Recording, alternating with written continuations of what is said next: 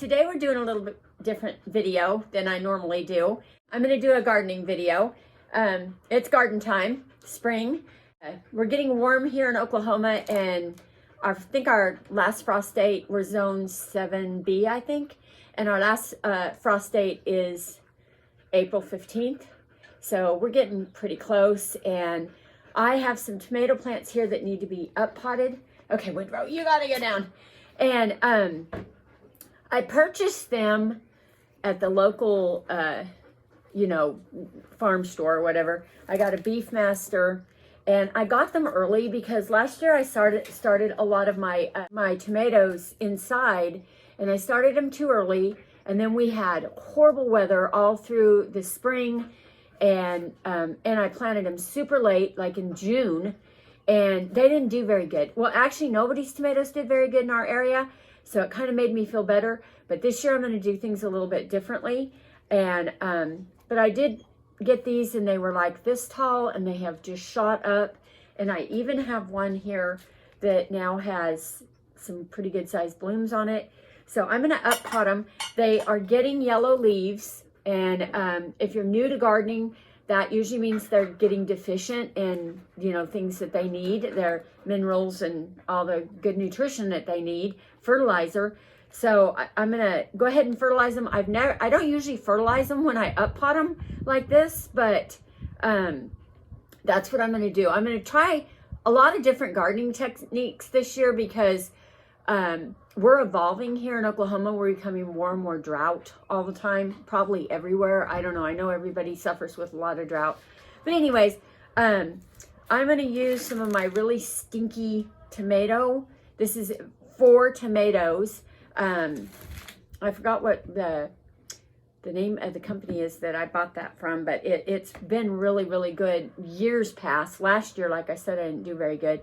But I have yellow, Chef's Choice Yellow, Beefmaster. Beefmaster always does good in our area. And then Jet Star. And last year I did like Paul Robinson and Cherokee, like the heirloom Cherokee and everything. And like I said, they didn't do very good. I might try to plant a few of those this year and see, because you never know. Every year can be different with gardening. But this, I garden on the cheap pretty much, so I'm going to share on my channel a bunch of my gardening tips on, how I do that. Even if I had a lot of money, I'd still do that. It's just better to just try to reuse stuff and, make your own soil. I make my own potting mix and everything. It's much cheaper to do that, and you kind of know what you're putting in it, But anyways, I'm going to go ahead and up pot these and show you how I do that, and we'll experiment with giving them a little bit of fertilizer in this. I hope they don't grow too big on me before I can get them out. I'm going to set them out. Probably I'm going to set them out, I would say, the end of April, if I can go that long. And if the weather's really, really good, our forecast shows for the next 2 weeks of nights going not below 40. So if we climb to 60 in the next couple of weeks and we kind of hover there, then I'll probably go ahead and set them out. I have grasshoppers really bad. They don't seem to bother the tomatoes too much, but they do munch on them, and then they get disease from it. So like they'll take a bite and then they won't touch them again, but they've already inoculated them with some kind of disease. So that, and I'm going to do a better job at pruning them this year. But anyways, I'm going to get busy repotting these, and then we're going to go in and look at some of my seeds and talk about my herb garden that I'm going to do for my cats, for my dogs, of course, myself, and, my shop and everything that I'm going to use in there, and what I can grow here. And anyways, I'm just going to share all my gardening with you. Be back in a minute. Okay, so these are just old pots that I've reusing. And in fact, that one's kind of dented, but it's going to work. I save all these pots every time I get a new pot. I just save it. So that kind of helps. And anyways, let me grab my soil. Now, like I said, I make my own soil. We're very rural and limited here, so we can't really get a lot of good stuff. And ordering heavy stuff online is usually not very cost effective with shipping.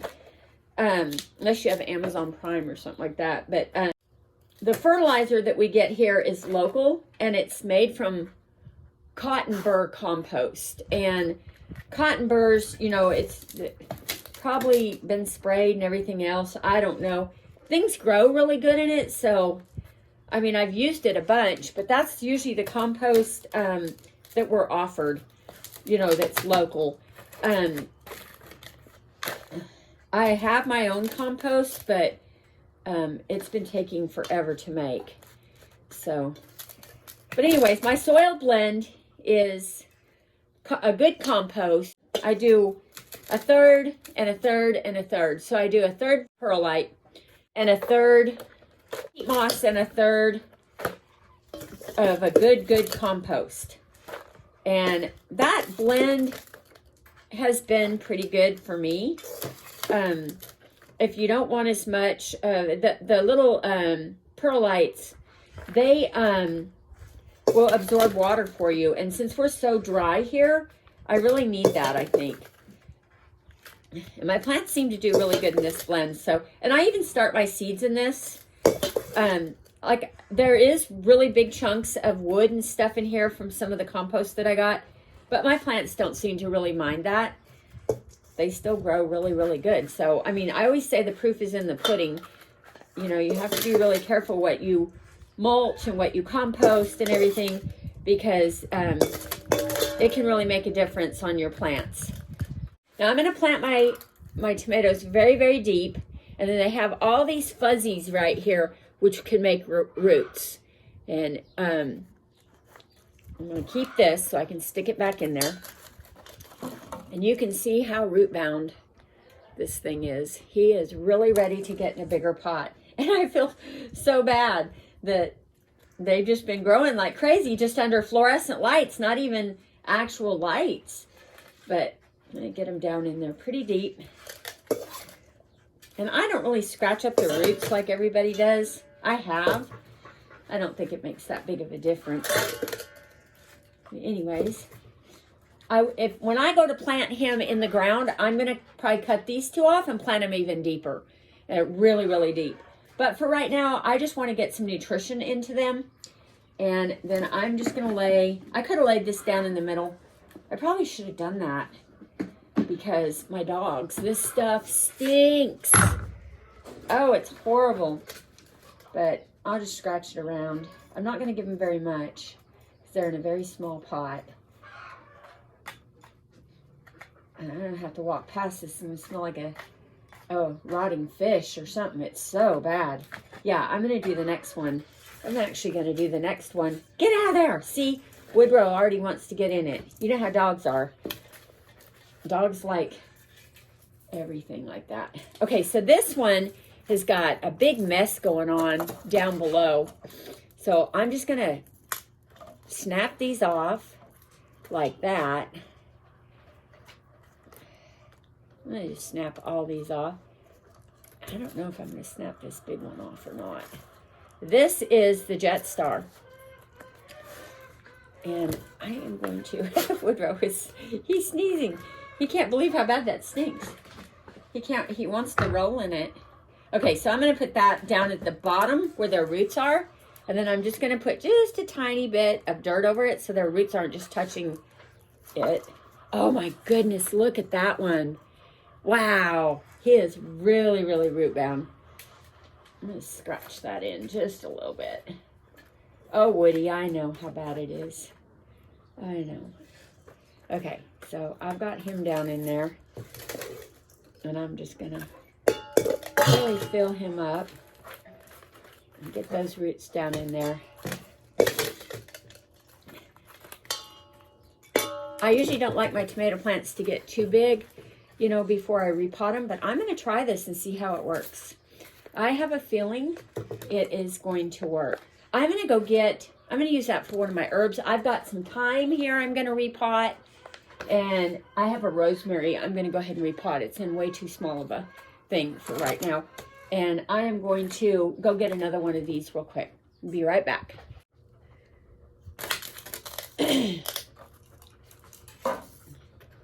Okay, so I got a bigger one.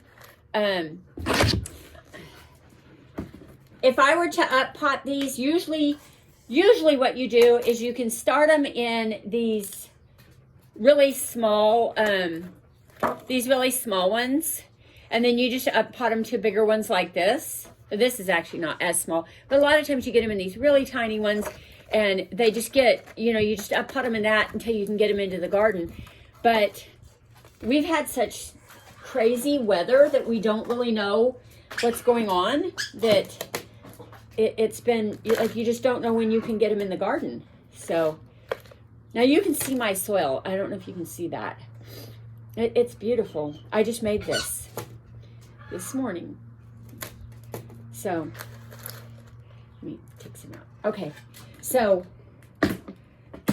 I'm gonna go ahead and add I had to put this up when I went to go get it, because you ever leave this down, your dog will get into it. Woodrow, go. God, and the smell. Oh, I guess the stinkier the better. Whoa. The stinkier the better. Okay, now this one here, the Chef's Choice Yellow.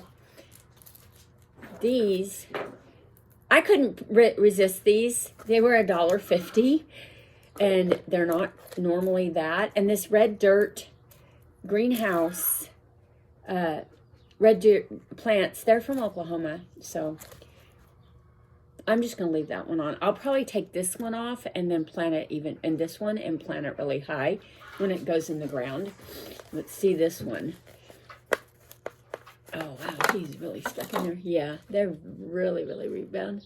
They're ready to be planted into something.